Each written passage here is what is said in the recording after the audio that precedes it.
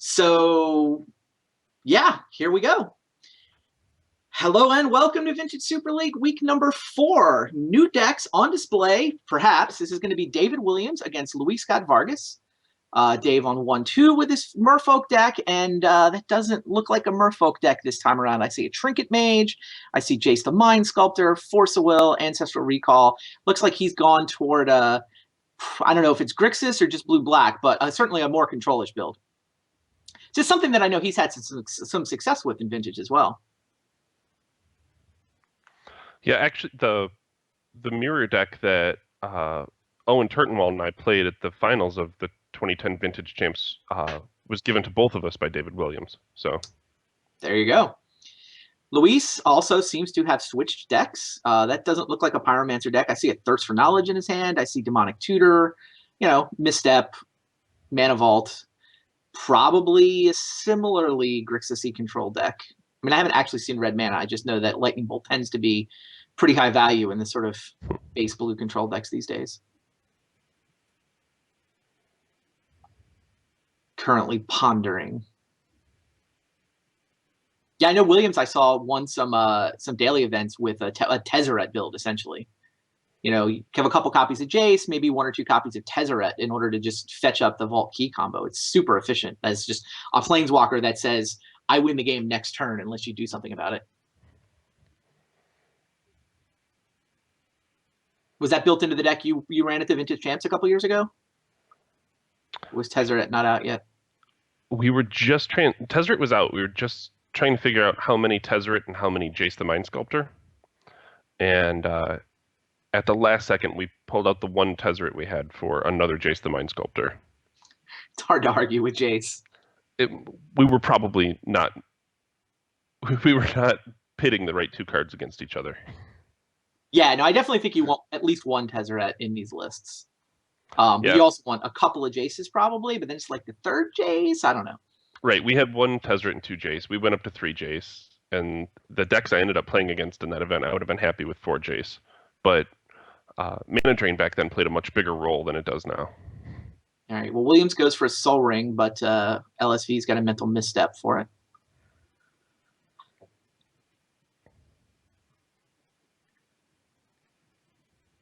Mental Misstep feels like it's just changed everything. I know it's been out for a couple of years now, but I just still remember playing, 5-10 years ago.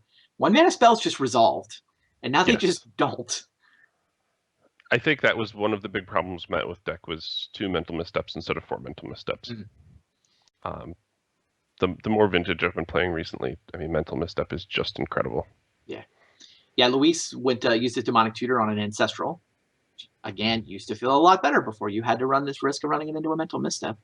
Mm-hmm. And Dave has been sitting on Ancestral for a while now. He's actually been, I don't know, arguably slow rolling it. I mean, I think he was baiting the Misstep with that Soul Ring so that he could clear a path for his Ancestral. And now here he goes for it end step. Soul Ring is a lot of bait. Yeah, but, I mean, you'd rather resolve the Ancestral than the Soul Ring, right? Luis responding to Ancestral with Ancestral. Dave gonna pitch. Yeah, Force of Will removing a Trinket Mage. Oh, wow. Can Luis Snapcaster back a Misstep here? That's pretty savage. Well, does he bring back the Misstep or just his own Ancestral? Well, one or the other. Fair. Which would you do? If I'm up on permanence, I think I just go for the Misstep. I think I just try to keep us both at 2 cards as opposed to both of us at 5 cards. Yeah, well, he's going to crack a fetch land to get the mana he needs. I didn't see which one he targeted. He targeted the Ancestral, so okay. I'm wrong. And I guess the flip side of that is at least you can Ancestral into a Misstep, and you might get the best of both worlds. Yeah, that's a great point. That's got to make the Ancestral line better. The fact that you might draw a Misstep, but he didn't. So both players resolve an Ancestral. Back to basics is in Williams' main deck. Crazy. And a Mindbreak Trap and a Grafdigger's Cage. There's some shenanigans going on up there. Getting his Soul Ring countered, though, means it doesn't look like Jace gets to come down just yet. He's got Luis tapped out, but Wow, he can stick back to basics, I guess, which is quite good here. Look at that. Back to basics to lock down a pair of underground seas. I have not seen that card in play in quite some time.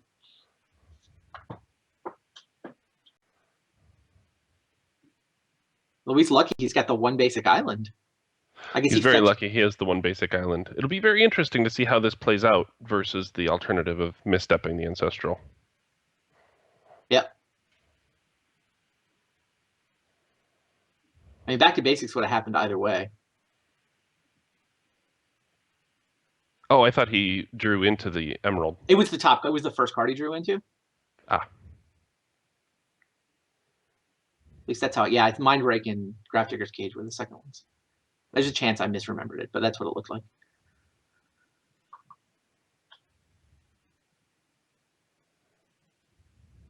Wow. Could Dave be mono blue? Oh, absolutely. Mono blue back to basics control. Consecrated Sphinx. I haven't even commented on the Consecrated Sphinx in his hand yet. Crazy.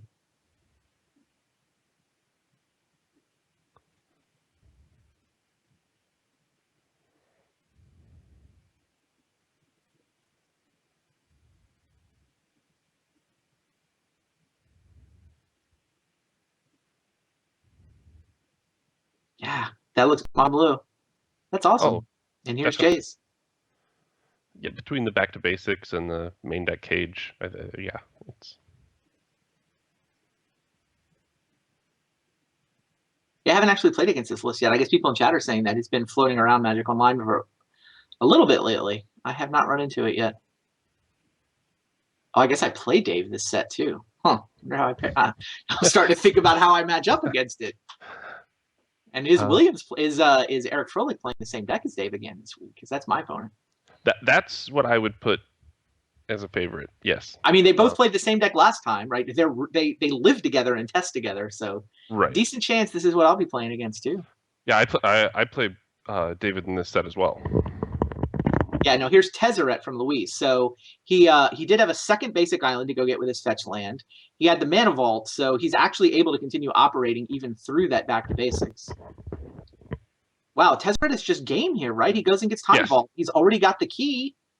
Yes, Tezzeret. Who cares about back to basics? Who cares about Jace? Luis Scott-Vargas just Tezzeret's out the vault key combo, and that's game. Wow. Vintage cards are powerful. Vintage. Yeah.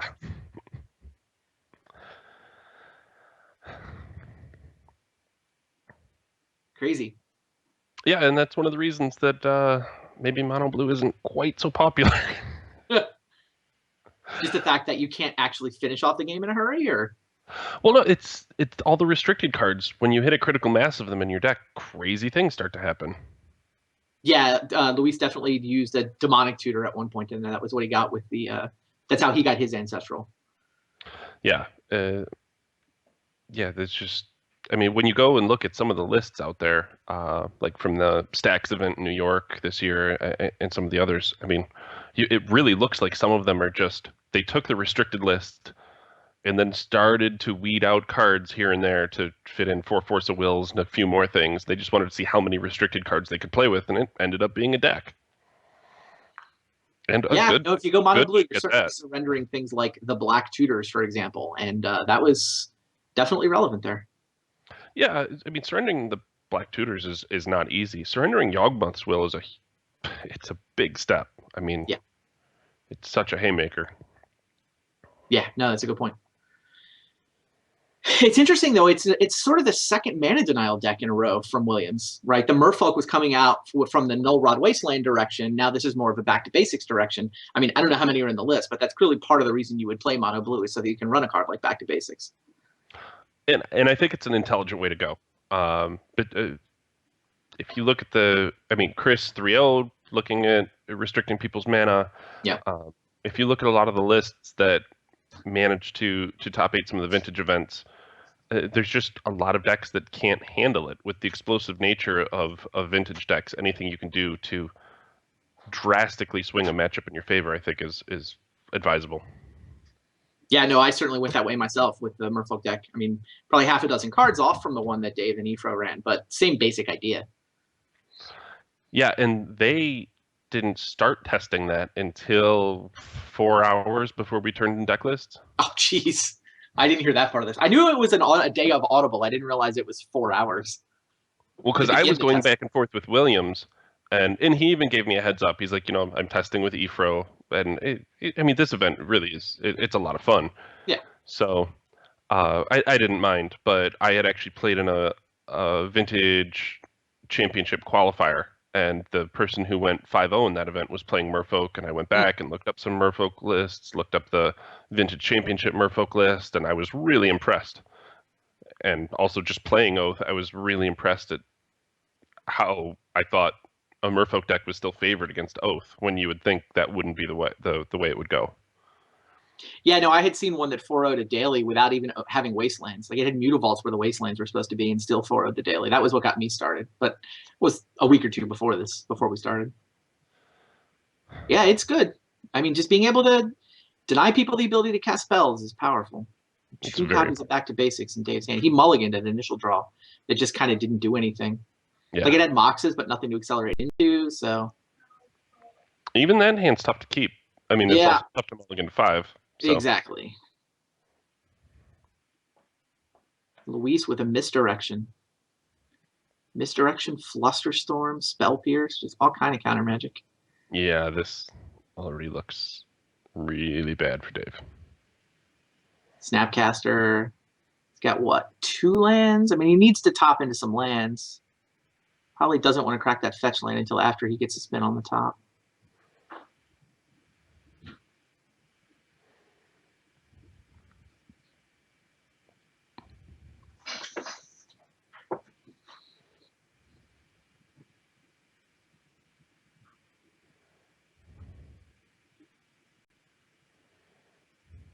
The basic mountain. Nice draw. It's in from the sideboard, probably. I mean, most of these decks tend to have one basic mountain in the sideboard to bring it into matchups where it's usually the Merfolk deck or the Shops deck, but I mean, it totally applies here against Back to Basics. Oh, absolutely. Yeah, LSV's list last week had a basic mountain in the sideboard as well. Yeah.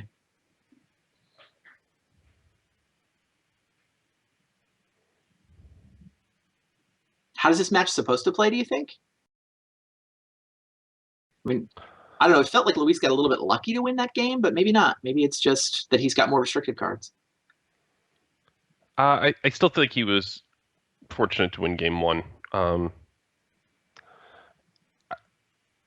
I think this matchup might be wildly impacted by the variance of Vintage itself. Sure.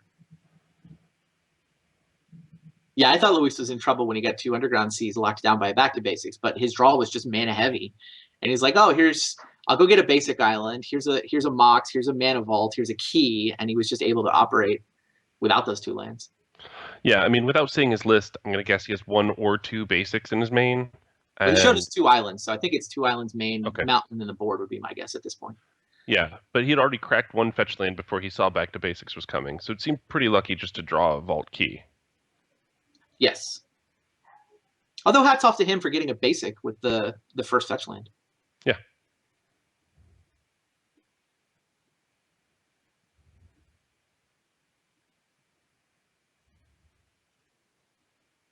Yeah, this feels like it's going to settle into a control-on-control game here, with both of them able to spin the top. But Luis is just up several cards. Dave took a mulligan, and that second copy of Back to Basics is unlikely to do anything. Even the first one doesn't do anything yet. Right.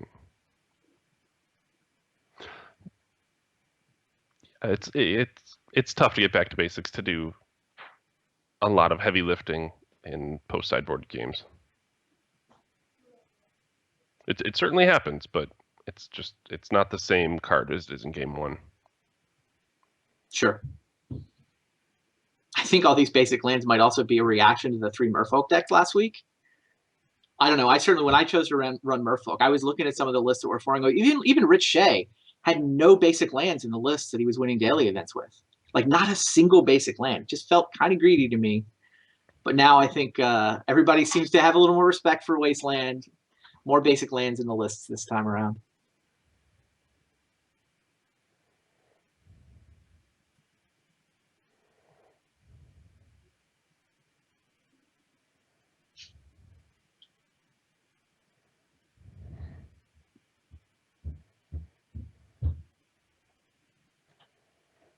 So when does this stalemate break?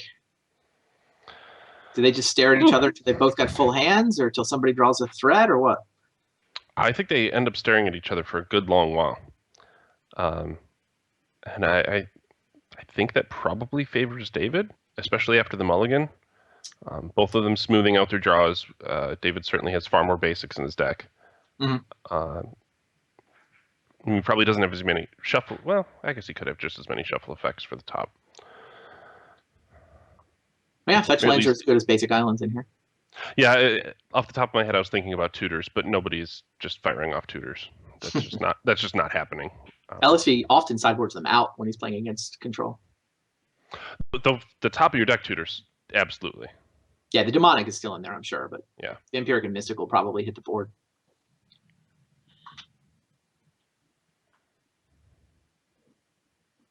Steel Sabotage for Williams. Well, Luis is up to 7 cards, so all right. Mana Vault helps. Right, he can still keep developing his board, though. Nobody's going to break until they have to. Hasn't reshuffled in a while. I mean, it might be time for him to try to force through a Tinker. Right? He could defend it with Mana Drain and Flusterstorm and his choice of Force of Will Misdirection, essentially pitching one to the other. I guess if he's got a blue card on top, he can use both of them. I don't know. It feels like, it's also, wow. He can run it into Steel Sabotage, though. That's just it. Like, it's also really dangerous. What do you go get? I would think Blight Steel, and you defend it. You don't want to end up with an 11 casting cost spell in your hand. That's for sure.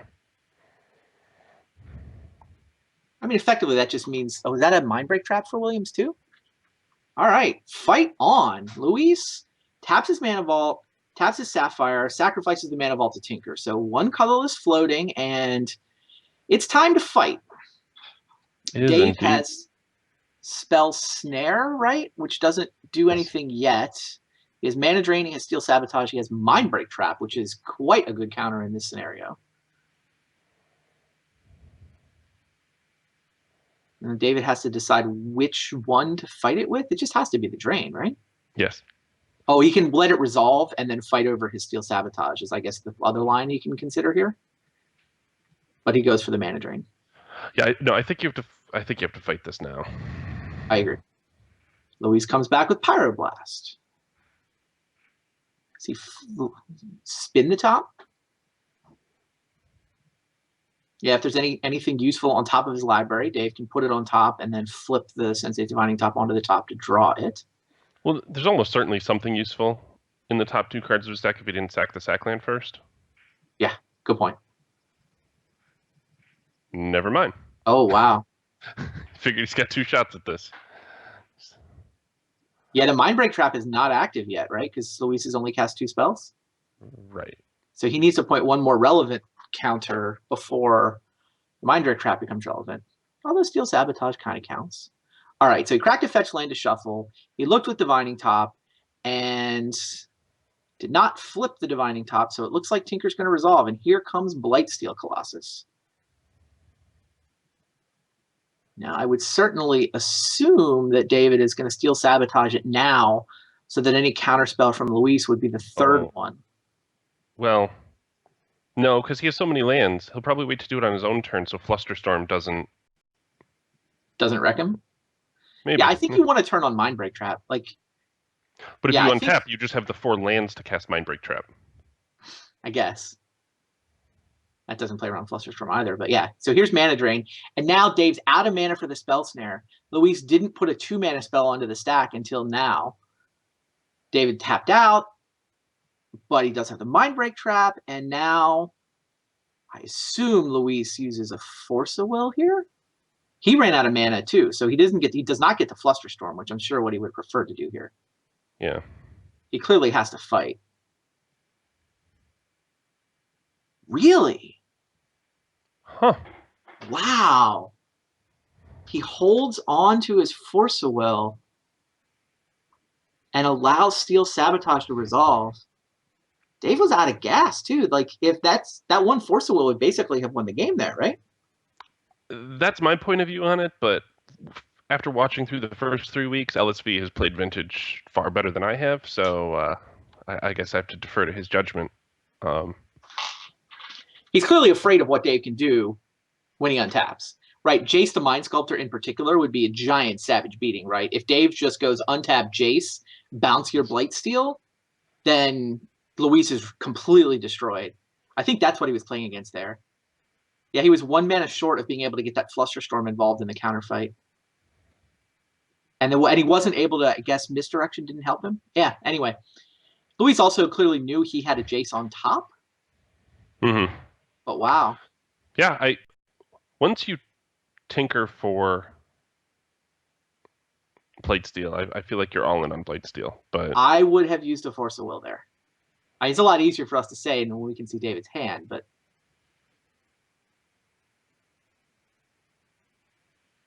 he could have also used the misdirection on the Steel Sabotage, right? He could have kept Force of Will and a blue card. He could have misdirected the Steel Sabotage onto like his Sapphire or something.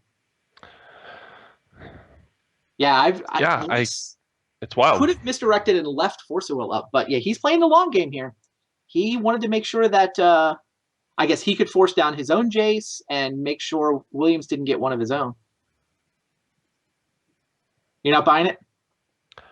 It just seems wild. Like, then again, as much Vintage as I've been playing online, I haven't played against any mono blue myself. So while I was playing the match, I'd probably be off Googling Vintage mono blue decks. And if I happen to run across one or two that have a way to steal my my Colossus, maybe I let it come back. I don't know. Yeah, Dak Faden is the nightmare scenario. Did you see that tweet from LSV earlier this week? No, he was apparently testing this deck on Magic Online, and he takes a picture and he's like, "All right, I got to give it to Dak Faden. He really is the greatest thief in the multiverse." And he tweets a picture of his board, which is a turn 1 Dak Faden and his opponent's Blightsteel Colossus. After week 1, like I said, because I play Vintage on Magic Online as often as I can. I've been playing a lot of Rich Shea's deck from the first 3 weeks. Yeah. And I even had to message him. Not only is it a great deck, is Knight's Whisper just an absolute powerhouse when I would have not expected it in Vintage. Just Notion Thief Dak Faden is one of the more satisfying things to do in Vintage. Yes, it is.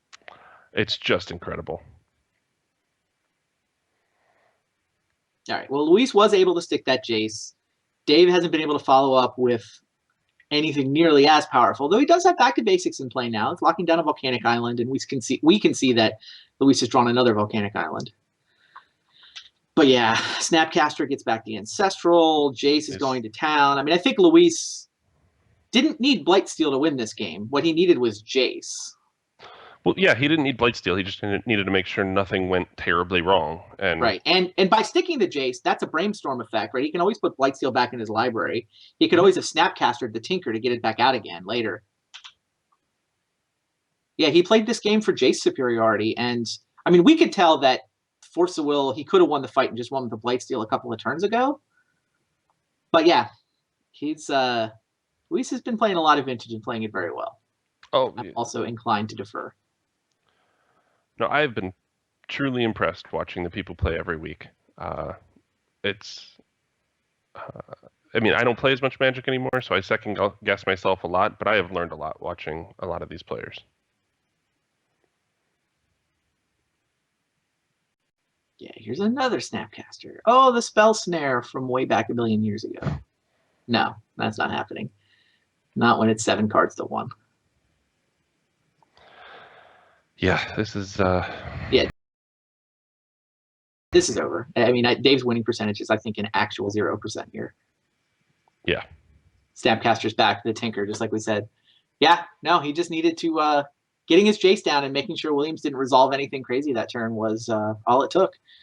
And Luis wins the match just like that. 2-0. Well, I mean, it was well played by both of them. I mean, Williams was in a tough spot after having the mulligan and his mulligan draw having a pair of back to basics in his hand. I was impressed he got as deep into his deck as he did. Fair. All right. Well, we've certainly enjoyed having you on commentary. Your debut, right? Yes, it's my first time on any type of commentary, really. So I appreciate you having me. Yeah, we'll have to get you back again in a future week. So we're going to take a quick break. Bob's going to go get ready for his match, which is match 3. I'm going to go get ready for my match, which is coming up right now against Eric Froelich. So when we come back from the break, we'll have LSV and Raptor for you. Stay tuned.